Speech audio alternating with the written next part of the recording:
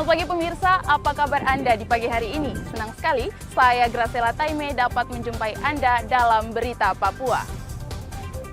Sejumlah berita menarik dan teraktual telah berhasil dirangkum tim redaksi kami. Berikut 3 berita utama hari ini.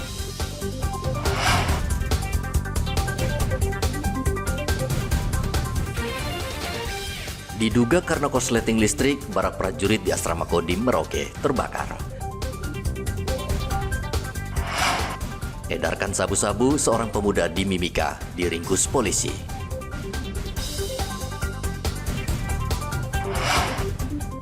Pasokan dari peternak minim, harga telur di Merauke terus melonjak.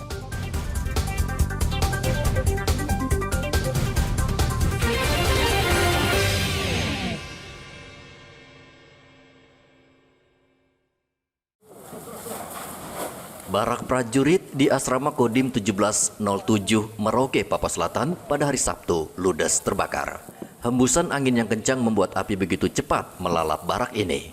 2 mobil damkar diterjunkan untuk memadamkan api yang terus berkobar. Belum diketahui secara pasti penyebab kebakaran ini, namun diduga kebakaran ini terjadi akibat arus pendek listrik. Ini barak, Pak. Barak. Ini barak saja. Ada berapa kamar dia? Kamarnya hanya pernah jadi 2 bagian. Oh, 2 bagian aja, Pak. Nah, kira-kira dugaannya dari apa ini, Pak?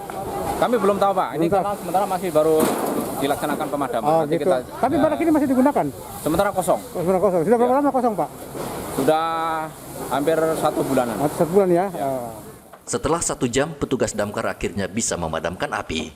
Tidak ada korban jiwa dalam peristiwa ini, namun kerugian mencapai ratusan juta rupiah. Muhammad Ridwan melaporkan dari Merauke, Papua Selatan.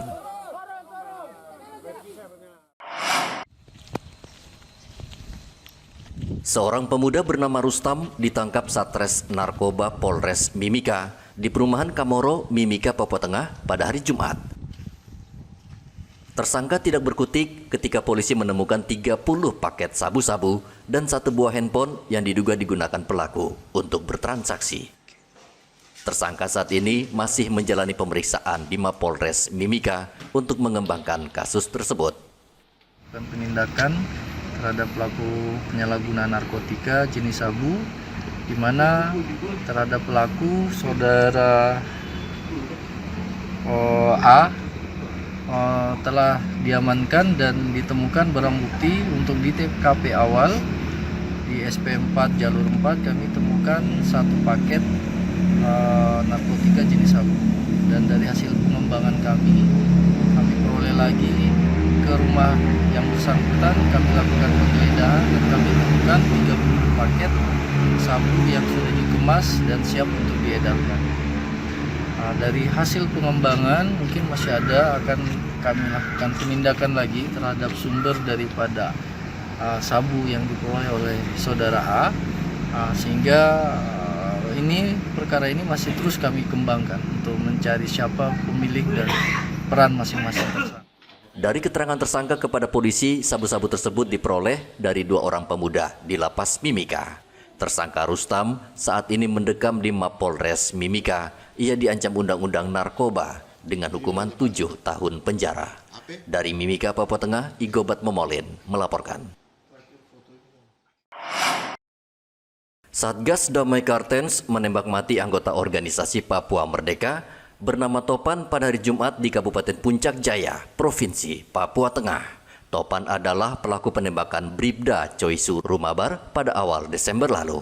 Usai melakukan penyelidikan, polisi dibantu tentara bergerak cepat dan menemukan pelaku di Kompleks 55. Pelaku yang akan ditangkap melakukan perlawanan sehingga ia ditembak. Polres Puncak Jaya melakukan evakuasi terhadap seorang anggota kelompok kriminal bersenjata wilayah Mulia atas nama Topan Telengen, yang merupakan hasil penindakan dari gabungan personil TNI dan Polri di wilayah Puncak Jaya. KKB tersebut telah melakukan penembakan terhadap Bribda Choisu Yason Norman Rumabar, personil Polres Puncak Jaya. Jenazah Topan langsung dibawa ke rumah sakit dan saat ini sudah diserahkan ke keluarganya untuk dimakamkan. Topan bersama komplotannya pada awal Desember lalu menembak Bribda Choi Su Rumabar di kampung Lungguineri. Mereka kemudian melarikan diri ke hutan mulia. Arthur melaporkan dari Puncak Jaya, Papua Tengah.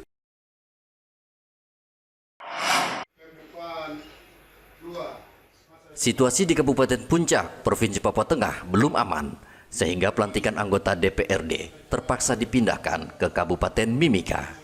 Pelantikan 24 anggota DPRD itu digelar di salah satu hotel pada hari Jumat.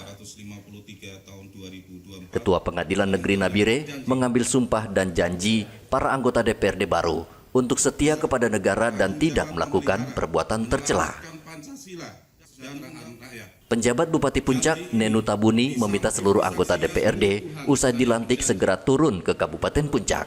Bangun komunikasi baik dengan para anggota-anggota DPR terhormat supaya kita tetap bekerja, hidupkan kota Ilaga, hidupkan kantor, segala rapat-rapat dipusatkan di Puncak, sidang-sidang semua dipusatkan di Puncak. Hari ini kita lihat di kota kabupaten rumput tinggi sana sini. Ya. Dulu manusia ramai, terus sekarang yang adalah hanya rumput. Mohon supaya kami pemerintah, kepala-kepala OPD sama-sama dengan pimpinan dan anggota DPR yang baru kita membangun Kabupaten Puncak seperti yang dulu. Dulu dalam keadaan aman, tertib kita membangun aparat TNI, Polri, pemerintah, masyarakat. Saya mengajak supaya kita benar-benar mengawal aspirasi masyarakat dan terpilihlah sebagai anggota DPR Bapak-bapak yang sudah baru saja sudah janji. Jadi suara masyarakat jangan kita main-main. Saat pelantikan sempat terjadi insiden yang mengejutkan. Ketua DPRD sementara Kabupaten Puncak tiba-tiba jatuh, diduga karena demam panggung sehingga pelantikan sempat terhenti. Rapat paripurna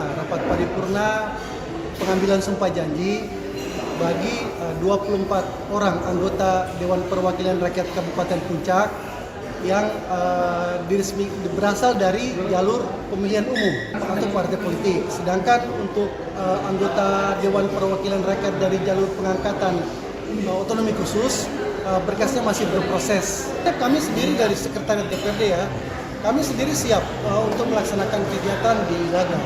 Tetapi memang melihat kondisi situasi di Kabupaten Puncak, khususnya di Kota Ilaga, dengan memperhatikan berbagai kondisi yang ada, maka kegiatan tersebut kami laksanakan di Kota Mimika. Pengambilan sumpah dan janji sebanyak 24 orang. Ada satu orang anggota dewan yang belum dilantik karena beliau mengundurkan diri karena mengikuti konstelasi pemilihan bupati dan wakil bupati. Pelantikan anggota DPRD berlangsung aman dan lancar. Dari Mimika, Papua Tengah, Igobat Momolin melaporkan.